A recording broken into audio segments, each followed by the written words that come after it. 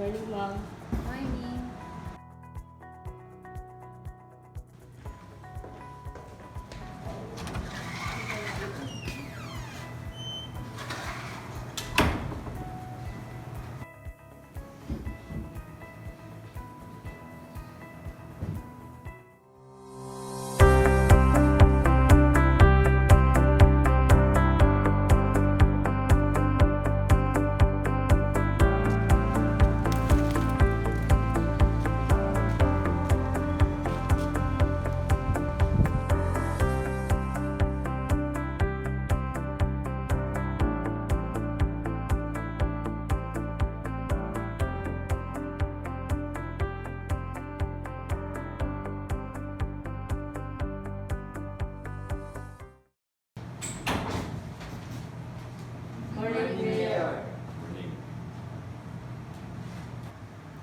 Manatiling nakatayo para sa pambungad na panalangin.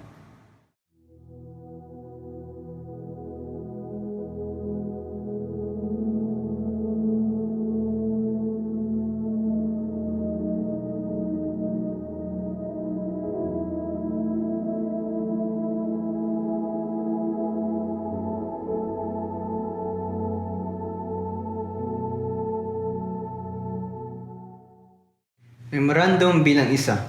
Para sa kinatawan ng Red Cross, Gabay Pangkalusugan at MTRRMO. Mula kay Kagalang-galang Ezekiel Sarmiento, Mayor. Paksa.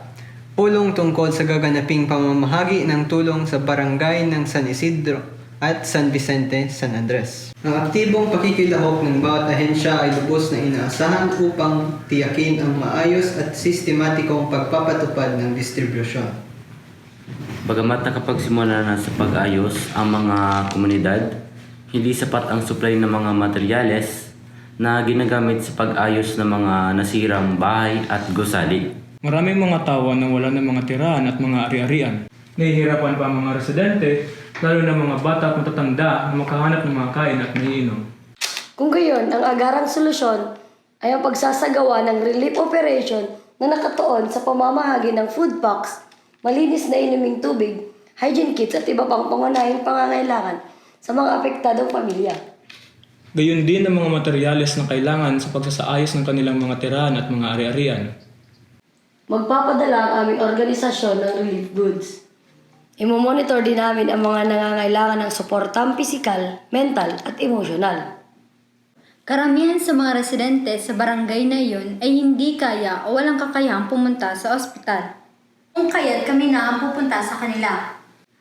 Kami ay maaaring mamahagi ng libreng gamot at vitamins at iba pang pangangailangan pangkalusugan kagaya ng libreng check-up. Dok, sa aking nabanggit kanina, maaari bang magki-coordinate ang aming organisasyon na isabay sa libreng check-up ang pagbibigay namin ng psychological first aid para sa mga naapektuhan ng trahedya? Mainam din yan. Bukod lamang sa pisikal na tulong, kailangan din natin ng pagtuunan ng pansin ang emosyonal na pangangailangan. Ang aming organisasyon ay maaaring maglibot sa nasabing mga barangay upang tayahin ang mga panganib na maaaring magdulot ng karagdagang panganib sa mga tao roon. Oobserbahan din namin ang mga materyales na kinakailangan at maaaring gamitin sa pagsasaayos ng kanilang mga tirahan. Maganda mga offer nyo. Ngunit, paano ba pamamahagi nyo ng pangunahing pangangailangan at libreng check-up sa dalawang barangay na nabanggit? Kayo ba ay maglilibot? O sa evacuation centers nyo ito gaganapin? Dahil maaari rin kayong humingi ng tulong sa mga paaralan at iba't ibang organisasyon para mapadali ang pamamahagi nyo ng tulong. Sa pamamahagi po ng pangunahing pangangailangan at pagsasagawa ng libreng check-up, inirekomenda ko po na isentro ito sa mga itinakdang evacuation centers para sa mas mabilis na distribution ng tulong. Nauunawaan ko ang punto nyo, pero base sa aming field officers, may mga residenteng hindi na natili sa evacuation centers at nasa kanilang bahay, ngunit pasok sa mas nangangailangan. Dapat tiyakin patas ang pamamahagi. Mas madali ang gaganaping libreng check-up at pamamahagi ng pangunahing pangangailangan kung nasa isang lugar lamang ang mga residente. At mas mapapadali ang distribution ng goods kung direkta mismo sa evacuation centers. Ang mga mobile teams ay maaaring ipagbigay alam sa mga nananatili sa kanilang bahay na mayroong pamamahagi ng goods na magaganap. Kung sa evacuation centers lamang ipamamahagi, may tsansang hindi maging patas ang distribusyon ng goods at check-up para sa lahat ng nangangailangang residente. Sa aking palagay bilang isang residente ng San Vicente, pareho naman na makakatulong ang magkaibang paraan na nasabi niyo. Tama. Para naman itong mabisa, di na kailangan pa magtalo. Magkaiba ang pinsan ng tinamo ng San Vicente at San Isidro. Marin yung isagawa ang mga plano nyo sa barangay na kung saan ay mas mainam na makatutulong ito. Tama si Mayor.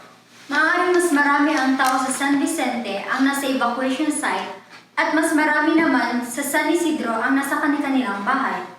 Ngunit kahit ganito, dapat ay matulungan pa rin ang lahat ng nangangailangan.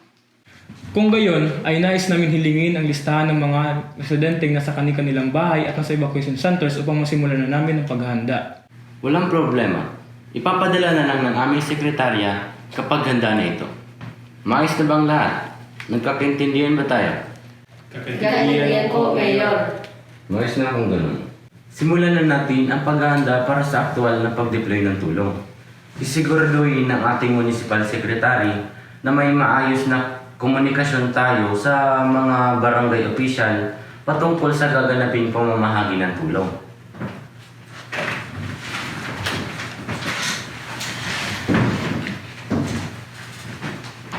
Inaasahan ko ang mas mainam na daloy ng ating proyekto. Maraming salamat sa pagdalo. Mayor, picture mo na po. 1, 2, 3. 1, 2, 3.